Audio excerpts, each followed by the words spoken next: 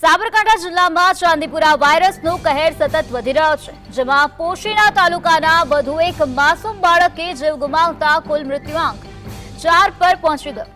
આ બાળક છેલ્લા 3 દિવસથી હિંમતનગર સિવિલ હોસ્પિટલમાં સારવાર હેઠળ હતું, પરંતુ પરિવારજનો તબીબોની જાણ બહાર જ તેને ઘરે લઈ ગયા હતા, જ્યાં ટૂંકી સારવાર દરમિયાન તેનું મોત નીપજ્યું।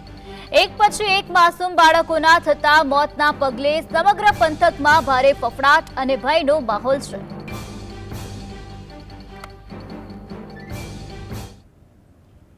8મી તારીખે રાતના 11:30 વાગે ડૉક્ટરની રજા વિરુદ્ધ ઘરે ગયા હતા। એમનું ગઈકાલે એટલે કે 9 તારીખે સવારે સમાચાર મળેલ કે તેનું પણ મૃત્યુ થયેલ છે ઘરે।